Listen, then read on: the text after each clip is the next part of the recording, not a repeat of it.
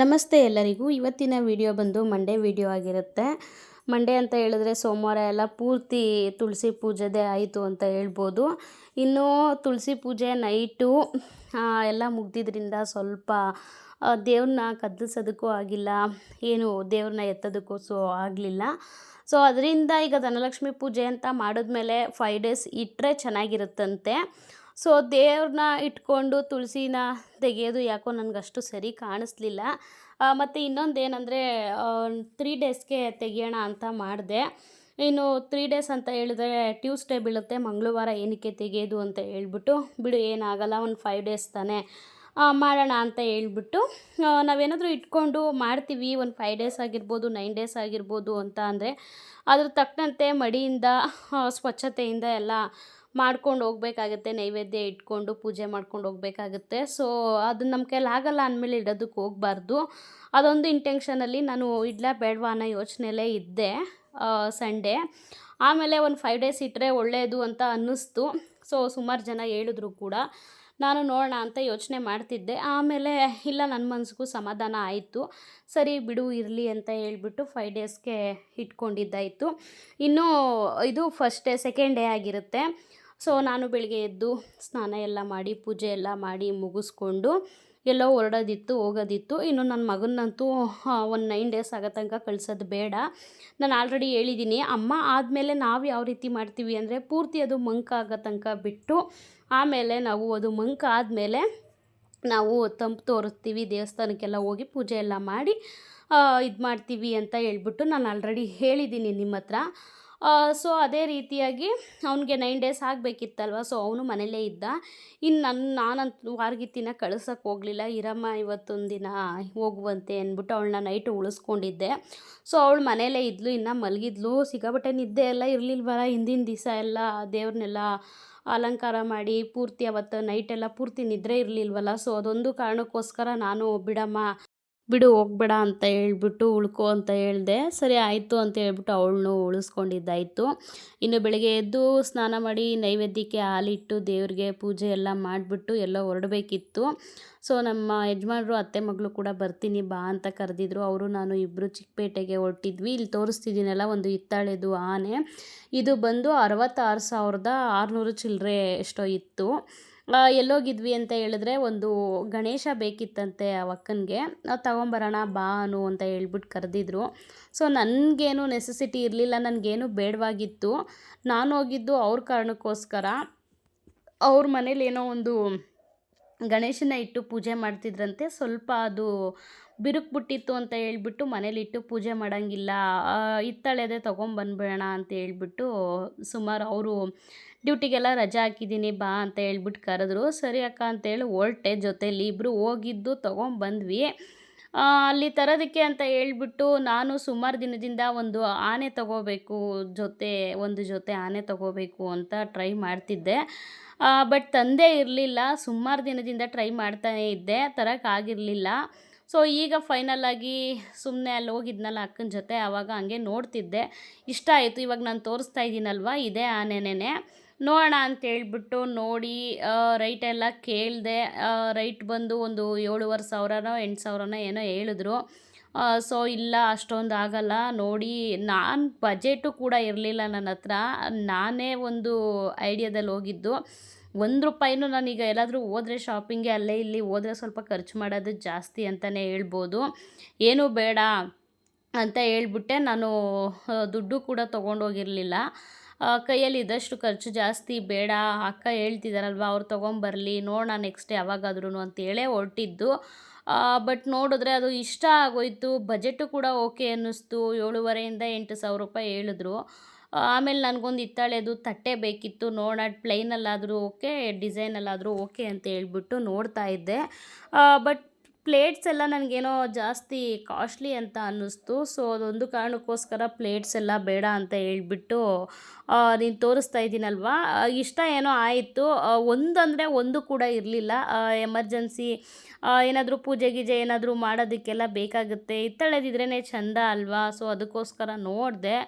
ಯಾಕೋ ಆ ಪ್ಲೇಟೆಲ್ಲ ಅಡ್ಜಸ್ಟ್ ಆಯಿತು, ಬಟ್ ಅಮೌಂಟ್ ಯಾಕೋ ನನಗೆ ಜಾಸ್ತಿ ಆಯಿತು ಅಂತ ಅನ್ನಿಸ್ತು. ಸೊ ಅದಕ್ಕೆ ಸ್ಕಿಪ್ ಮಾಡಿಬಿಟ್ಟು ಅದನ್ನು ಬೇಡ ಅಂತ ಹೇಳ್ಬಿಟ್ಟು ಫೈನಲ್ ಆಗಿ ಆನೆನ ತೂಕ ಹಾಕ್ಸಿದ್ವಿ. ಸುಮಾರು ಒಂದು 6 kg ಹತ್ತತ್ರ ಬಂತು ಅಂತಲೇ ಹೇಳ್ಬೋದು. ಆಮೇಲೆ ಇಷ್ಟ ಆಯಿತು, ರೈಟ್ ಎಲ್ಲ ಮಾತಾಡಿದ್ವಿ. ನಾನು ಎಷ್ಟು ಕೊಟ್ಟೆ ಆ ಆನೆಗೆ ಅಂತ ಹೇಳಿದ್ರೆ 6,500 ಫೈನಲ್ಗೆ ಇದು ಮಾಡಿದ್ರು. ಸರಿ ಆಯಿತು ಅಂತ ಹೇಳ್ಬಿಟ್ಟು 7,500 ಫೈನಲ್ಗಾಗಿ ಅವರು ಇದು ಮಾಡಿದ್ರು. ಇಲ್ಲ ಸರ್ ಆಗೋದಿಲ್ಲ, ನೋಡಿ ಕಡಿಮೆ ಮಾಡ್ಕೊಳ್ಳಿ, ನಾವು ಬಜೆಟೇ ಇಲ್ಲ ನನ್ನ ಹತ್ರ ಅಷ್ಟು, ನಾವು ಬಂದಿದ್ದ ಕಾರಣನೇ ಬೇರೆ, ಮಾಡ್ತಾರೋ ಕೆಲಸನೇ ಬೇರೆ ಅಂತ ಹೇಳ್ಬಿಟ್ಟು ಮೇಲೆ ಫೈನಲ್ಲಾಗಿ ನಾವು 6,500 ಕೊಟ್ಟು ತೊಗೊಂಬಂದಿದ್ದಾಯಿತು. ಒಟ್ಟು 6 kg ಇದೆ ಅದು.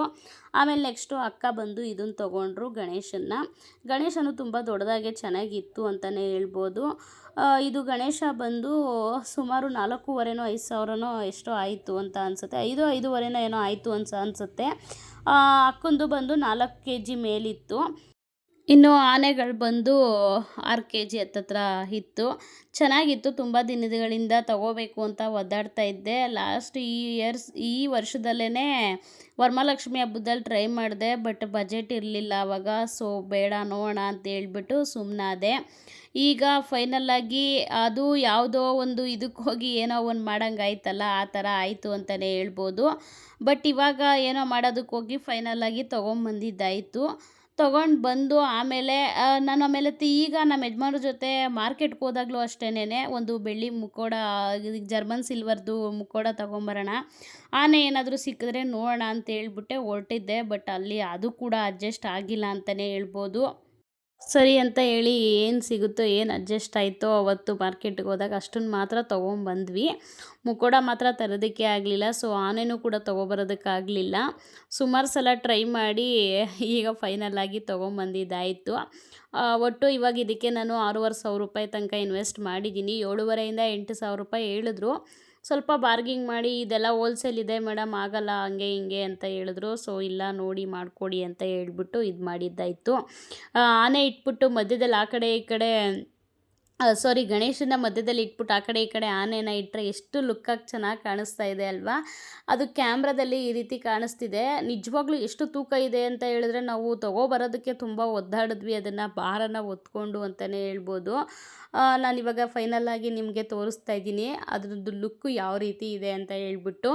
ಅಕ್ಕನೂ ಹಂಗೆ ಕರ್ಕೊಂಬಂದೆ ಮನೆಗೆ, ಹಂಗೆ ಹೊರಟ್ಬಿಡ್ತಿದ್ರು, ಬಾರಕ್ಕ ವೀಡಿಯೋ ಮಾಡ್ಕೊತೀನಿ ಸ್ವಲ್ಪ, ಅದು ತೋರಿಸೋಣ, ಇಷ್ಟ ಆಗೋರಿಗೆ ಲೈಕ್ ಆದರೆ ತಗೊಳ್ಳಿ ಅಂತ ಹೇಳ್ಬಿಟ್ಟು ನಾನು ಕರ್ಕೊಂಬಂದೆ. ಏನು ರೈಟ್ ಇದೆ ಅಂತ ಹೇಳಿದ್ರೆ ನಿಜವಾಗ್ಲೂ ಇದು ಸಿಕ್ಕಾಬಟ್ಟೆ ಇತ್ತಾಳೆ ರೈಟು ತುಂಬ ಗಗನಕ್ಕೆ ಏರಿದೆ ಅಂತಲೇ ಹೇಳ್ಬೋದು. ನಾನು ಆಗಲೇ ತೋರಿಸೋ ದೊಡ್ಡದು ಆನೆ, ಆ ಆನೆ ಅಷ್ಟು 66,000 ಮೇಲೇ ಇತ್ತು ಅಂತ ಹೇಳ್ಬೋದು. ಆ ಥರ ಇದೆ ಇತ್ತಾಳೆದು ರೈಟು. ಮತ್ತು ಹಂಗೆ ಎಲ್ಲ ನೋಡ್ಕೊಂಡು ಕೂತಿದ್ವಿ. ಅಷ್ಟೊತ್ತಿಗೆ ಒಂದು ಕೊರಿಯರ್ ಬಂತು ನನಗೆ.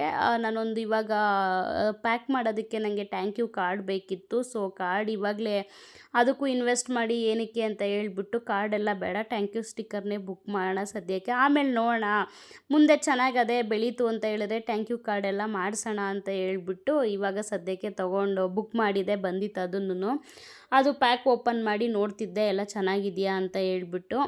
ಆಮೇಲೆ ಹೆಂಗೂ ನಾನು ಲಕ್ಷ್ಮೀ ಕೂರ್ಸೋತ್ತಿಗೆ ಅಷ್ಟಕ್ಕಾದ್ರೂ ತರಬೇಕು, ಧನಲಕ್ಷ್ಮಿ ಪೂಜೆ ಮಾಡೋಷ್ಟೊತ್ತಿಗಾದ್ರೂ ಆನೆ ತರಬೇಕು ಅಂತ ಮಾಡ್ತಿದ್ದೆ. ಸೊ ಆಗಲೇ ಇಲ್ಲ, ಫೈನಲ್ಲಾಗಿ ಅದು ಯಾವಾಗ ಆಗಬೇಕೋ ಆವಾಗಲೇ ಆಗಬೇಕು. ಬಟ್ ಹೋಗಿ ಅದೊಂದು ಥರ ಐಡಿಯಾದಲ್ಲೂ ಕೂಡ ಇರಲಿಲ್ಲ. ಈಗ ಬಜೆಟೆಲ್ಲ ಸ್ವಲ್ಪ ಖಾಲಿಯಾಗಿತ್ತು, ಅದು ಇದು ಅಮೌಂಟೆಲ್ಲ ಅಡ್ಜಸ್ಟ್ ಆಗಿರಲಿಲ್ಲ ಯಾವುದೂ. ಸೊ ಅಕ್ಕನ ಜೊತೆ ಹೋಗಿ ಅದನ್ನು ತೊಗೊಬರೋ ಥರ ಆಯಿತು. ಆಮೇಲೆ ಹೆಂಗೋ ಅಡ್ಜಸ್ಟ್ ಮಾಡಿ ಅಲ್ಲಿ ಇಲ್ಲಿ ಎಲ್ಲ ಅಡ್ಜಸ್ಟ್ ಮಾಡಿ ಯಜಮಾನ್ರ ಹತ್ರ ರಿಕ್ವೆಸ್ಟ್ ಮಾಡಿದೆ, ಈ ಥರ ನೋಡಿಬಿಟ್ಟಿದ್ದೀನಿ, ಇಷ್ಟ ಆಗಿಬಿಟ್ಟಿದೆ ಅಂತ ಹೇಳ್ಬಿಟ್ಟು. ಹೆಂಗೋ ಅಡ್ಜಸ್ಟ್ ಮಾಡಿಬಿಟ್ಟು ಆಮೇಲೆ ಅಕ್ಕ ಎಲ್ಲ ಸ್ವಲ್ಪ ಇದು ಮಾಡಿಬಿಟ್ಟು ತೊಗೊಟ್ರು. ಅದನ್ನು ತೊಗೊಂಬಂದು ಆಮೇಲೆ ಮನೆಗೆಲ್ಲ ಬಂದಮೇಲೆ ಅಕ್ಕನಿಗೆ ಅಮೌಂಟು ರಿಟರ್ನ್ ಕೊಟ್ಟೆ ಅಂತ ಹೇಳ್ಬೋದು. ಹೆಂಗೋ ಫೈನಲ್ಲಾಗಿ ನೋಡ್ತಾ ಇರ್ಬೋದು ಎಷ್ಟು ಲುಕ್ಕಾಗಿ ಕಾಣಿಸ್ತಿದೆ ಅಂತ. ಕಡೆಗೂ 5 ದಿವಸ ಇಡೋದಕ್ಕೆ ನಾನು ತೀರ್ಮಾನ ಮಾಡ್ಕೊಂಡಿದ್ದಕ್ಕೂ ಸಾರ್ಥಕ ಆಯಿತು ಅಂತಲೇ ಹೇಳ್ಬೋದು. ಏನಾದರೂ ಅಪ್ಪಿತಪ್ಪಿ ನಾವು ಭಾನುವಾರ ನೈಟೇ ತೆಗೆದುಬಿಟ್ಟಿದ್ದಿದ್ರೆ ಆಗ್ತಿರ್ಲಿಲ್ವೇನೋ ಇದು. ಸೊ ಅದಕ್ಕೇ ಹೆಂಗೋ 5 ದಿನ ಇಟ್ಟಿದ್ದಕ್ಕೂ ದೇವ್ರ ಹತ್ರ ತೊಗೊಂಬಂದು ನಾನು ಇಡಬೇಕು ಅಂದ್ಕೊಂಡಿದ್ದ ಆಸೆ ನೆರವೇರ್ತು ಅಂತಲೇ ಹೇಳ್ಬೋದು. ನಾವು ಅಂದ್ಕೊತೀವಿ ಯಾವ್ದು ಯಾವಾಗ ಆಗಬೇಕೋ ಆವಾಗಲೇ ಆಗಬೇಕು ಅಂತ, ಅದು ನಿಜ. ಯಾವ್ಯಾವ ಕೆಲಸಗಳು ಯಾವಾಗ ಯಾವಾಗ ಆಗಬೇಕೋ ಅದು ಅವಾಗವಾಗ ಆಗಲೇಬೇಕು. ಮತ್ತು ಇನ್ನೊಂದು ಏನಂದರೆ, ನಾನು ಜ್ಯುವೆಲ್ಸ್ ಎಲ್ಲ ತೊಗೊಂಬಂದಿದ್ನಲ್ಲ, ಸ್ವಲ್ಪ ಫೋಟೋ ಶೂಟ್ ಎಲ್ಲ ಇತ್ತು, ಫೋಟೋ ಮಾಡೋದು. ಅದಕ್ಕೆ ಎಲ್ಲ ತೆಗೆದು ಸ್ವಲ್ಪ ವೈಟ್ದು ಟವಲ್ ಇತ್ತು ದೊಡ್ಡದು, ಆ ಟವಲ್ನ ಕೆಳಗಡೆ ಹಾಸ್ಬಿಟ್ಟು, ಫೋಟೋ ಶೂಟ್ಗೆ ವೈಟ್ ಕಲರ್ ಇದ್ರೇ ಕೆಳಗಡೆ ಲುಕ್ಕು. ಅದಕ್ಕೆ ವೈಟ್ ಕಲರ್ದು ಟವಲೆಲ್ಲ ಹಾಕ್ಬಿಟ್ಟು ಸ್ವಲ್ಪ ಫೋಟೋ ಶೂಟ್ ಮಾಡ್ಕೊಳ್ಳೋಣ ಅಂತ ಹೇಳ್ಬಿಟ್ಟು ಫೋಟೋ ಎಲ್ಲ ಹೊಡ್ಕೋತಾ ಇದ್ದು ಜ್ಯುವೆಲ್ಸ್ಗೆ. ಅದು ಎಲ್ಲ ಪೂಜೆ ಎಲ್ಲ ಮುಗಿದ ಮೇಲೆ ಇನ್ನು ಆನೆನೂ ಕೂಡ ಇಟ್ಟು ತೊಳೆದು ನೀಟಾಗಿ ಅದನ್ನು ಆನೆಗೂ ಅರಿಶಿನ ಕುಂಕುಮ ಎಲ್ಲ ಇಟ್ಟು ಹೂವು ಎಲ್ಲ ಇಟ್ಟು ಪೂಜೆ ಮಾಡಿಕೊಂಡೆ. ಇನ್ನು ಸಂಜೆನೂ ಕೂಡ ನೈವೇದ್ಯಕ್ಕೆ ಹಾಲನ್ನ ಇಟ್ಕೊಂಡೆ, ಏನೂ ಮಾಡೋದಕ್ಕಾಗಿಲ್ಲ. ಮಾರ್ಕೆಟಿಂದ ಫುಲ್ ಟಯರ್ಡಾಗಿ ಬಂದಿದ್ವಿ. ಅದೊಂದು ಕಾರಣಕ್ಕೋಸ್ಕರ ನಾನು ಹಂಗೆ ಇಟ್ಟು ಪೂಜೆ ಮಾಡಿಕೊಂಡೆ, ಏನು ನೈವೇದ್ಯಕ್ಕೆ ಮಾಡಲಿಲ್ಲ, ಜಸ್ಟ್ ಹಾಲು ಇಟ್ಕೊಂಡೆ. ಆಮೇಲೆ ಹಾಲೆಲ್ಲ ಇಟ್ಟು ಎಲ್ಲ ಪೂಜೆ ಎಲ್ಲ ಆದಮೇಲೆ ಇನ್ನು ನಾನು ವಾರ್ಗಿತಿನೂ ಹೊರಡ್ತೀನಕ್ಕ, ನನಗೂ ಟೈಮ್ ಆಗುತ್ತೆ ಅಂತ ಹೇಳ್ಬಿಟ್ಟು ಹತ್ತತ್ರ ಸಂಜೆ ಆಗೇ ಹೋಯ್ತು, 6-7 ಗಂಟೆ.